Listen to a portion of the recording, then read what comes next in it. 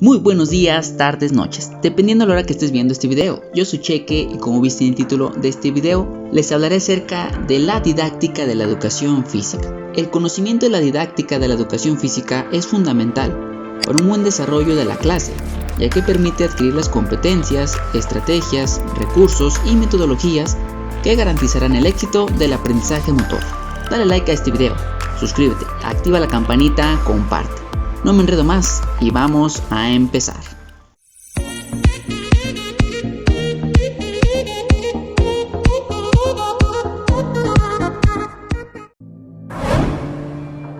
En primer lugar, les mostraré el índice del tema a abordar, presentándoles 3 capítulos, 3 aspectos sumamente relevantes. El primero de ellos hablaremos sobre el concepto o definición de la didáctica. El segundo aspecto o el segundo capítulo abordaremos la didáctica de la educación física. Y el tercer capítulo, pero no menos importante, hablaremos de las diferencias o similitudes que existen entre una clase de educación física y una clase clásica o una clase en el aula.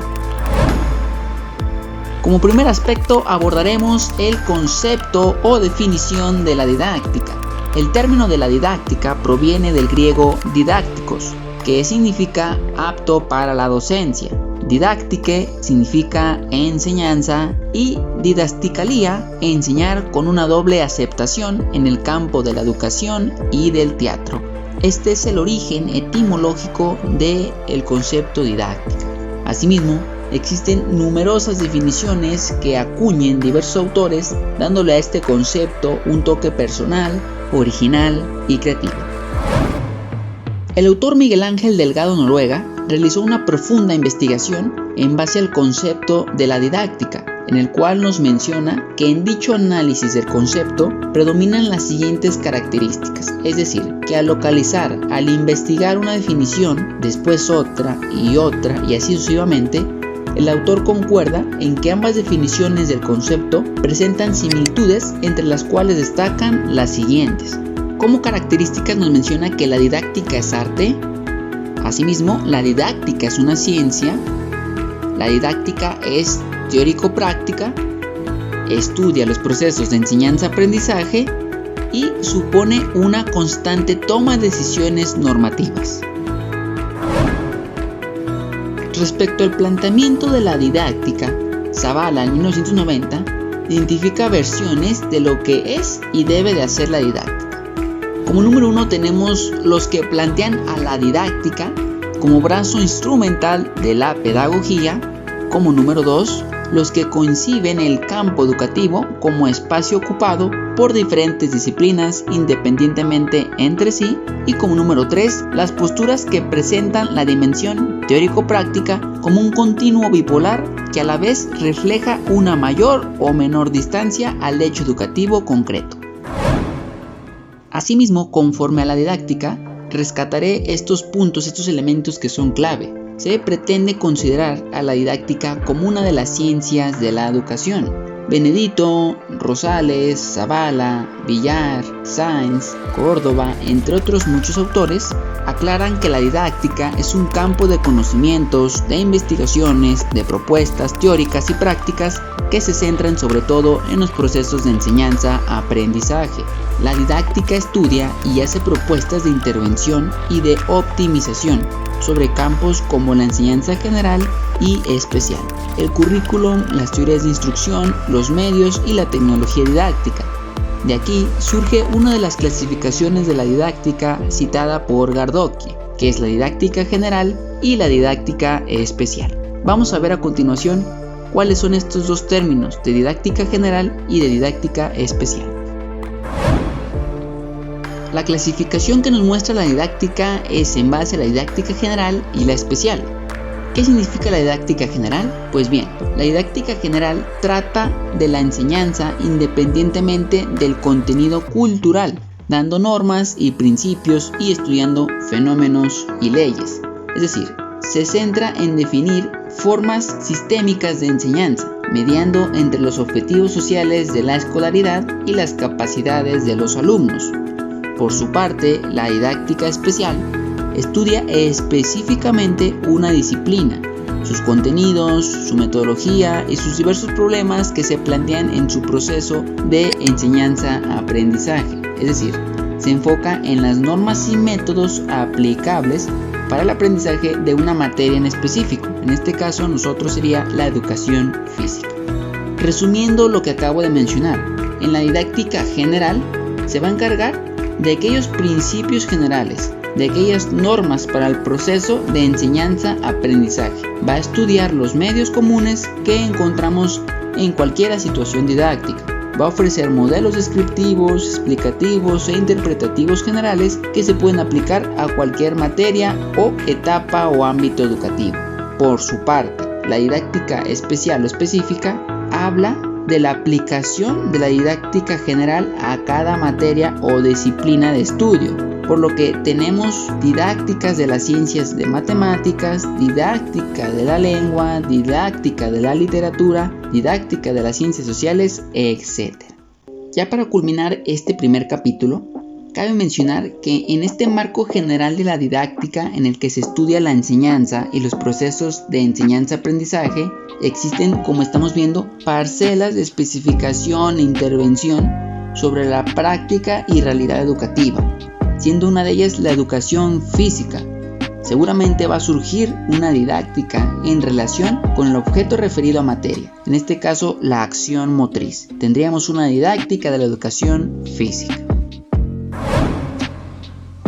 Abordando el siguiente aspecto número 2, la didáctica de la educación física. Tanto la didáctica general como la específica están contribuyendo, según Gardoqui, a la evolución de la enseñanza y a la formación del profesorado. La educación física tiene entidad propia, como menciona Brunet, citado por Gardoqui.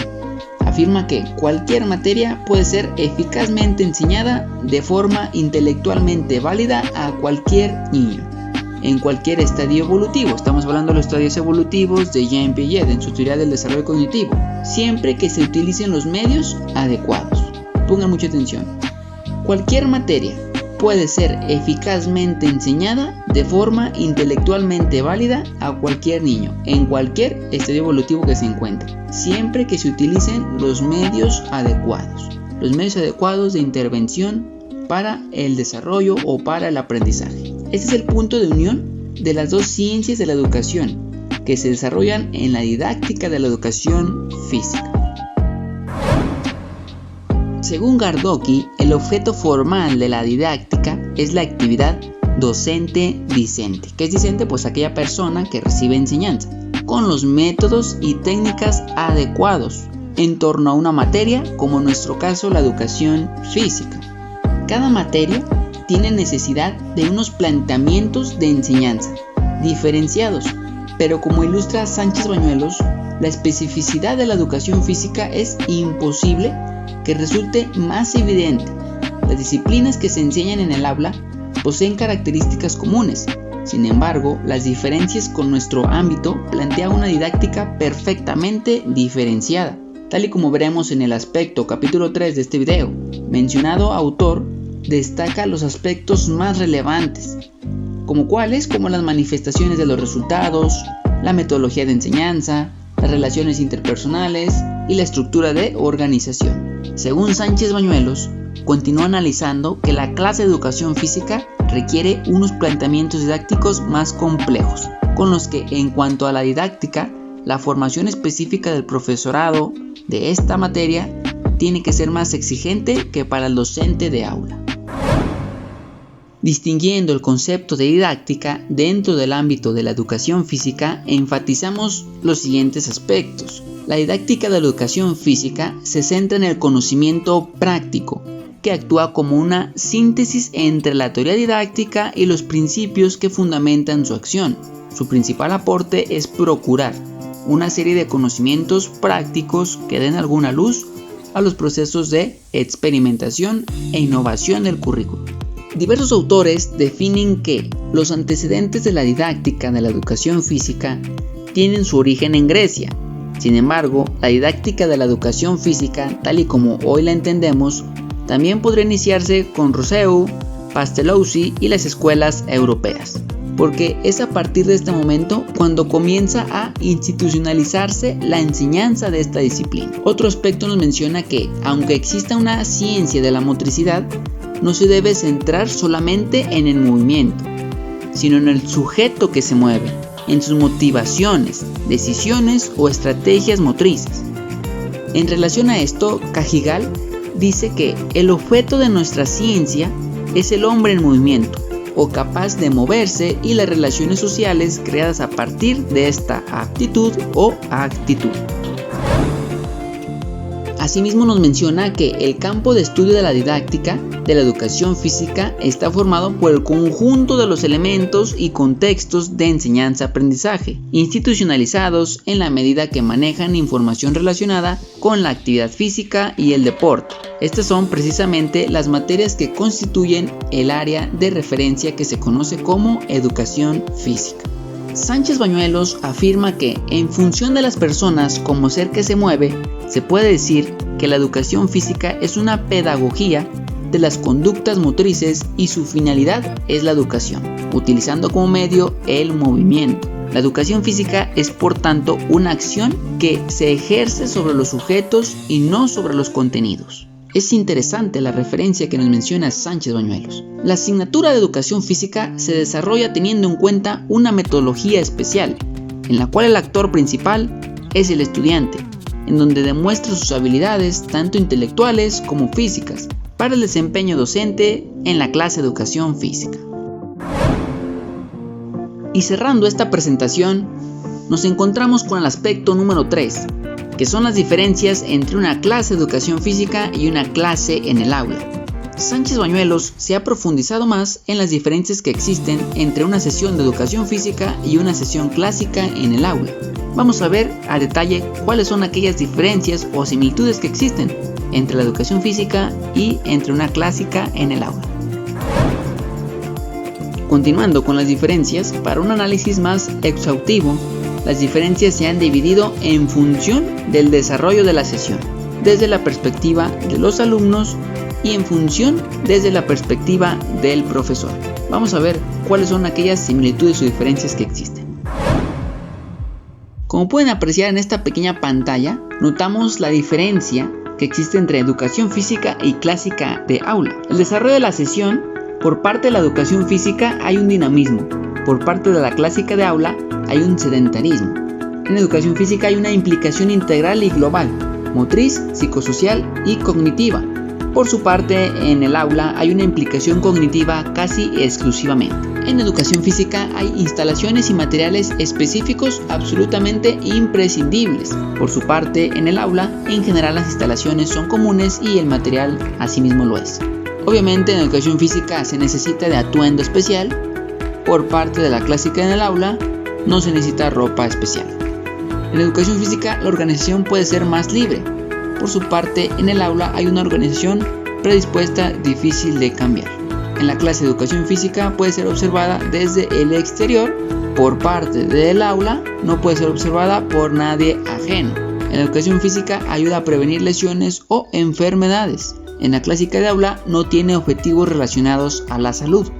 Aquí hago un paréntesis. Dependiendo de los contenidos que trabaje el docente, puede ayudar a prevenir lesiones o afecciones, trabajando contenidos como alimentación, estilos de vida saludables, reconocimiento del cuerpo, etc. Continuando con las similitudes o diferencias que pueden existir, en primaria suele ser la clase más motivante, la de educación física. Por su parte, en el aula suele ser menos motivante para los niños. En educación física se descarga la atención acumulada en las clases. Por su parte, en el aula se acumula atención. En educación física hay mayor retención por aprendizajes motrices, motivación y práctica. En el aula hay una menor retención, solo hay información, poca práctica y menos motivación. Y para culminar, en educación física hay una comunicación no verbal muy importante. Por su parte, en el aula, comunicación no verbal poco importante. Y pues bien, estas fueron las diferencias o similitudes que existen en educación física o en la clásica de aula en el desarrollo de la sesión. Vamos a continuar con el desarrollo de la sesión por parte o desde la perspectiva del alumno. En educación física hay mayor relación entre los alumnos. Aquí se dispone de ciertas actividades que deberán de ser grupales, en equipo, por pareja, cuartetos, etc. Por su parte, en la clásica de aula solo se relacionan con su compañero de pupitre. En educación física, menos distancia entre el profesor y alumno. Por su parte, en el aula hay más distancia, que es diferente percepción. En educación física, la participación de los alumnos manifiesta que los resultados se vean inmediatamente, el temor a manifestarse no puede ser escondido y la desgana es fácil de detectar. Por su parte, en la clásica de aula no existe participación, a no ser de que el docente lo requiera, y cuando la exista se manifiesta por más difícil observar los resultados inmediatamente, la timidez se disimula y se puede ocultar la desgana más fácilmente. Por su parte, en la educación física hay una organización más libre, se evoluciona por todo el espacio. Por su parte, en el aula hay una organización más restringida, cada uno en su mesa o en su pupitre. Continuando con la perspectiva del desarrollo de la sesión del alumno, también existe que en la clase de educación física las posibilidades de comunicación son muy elevadas, en cambio en el aula la comunicación es más restringida.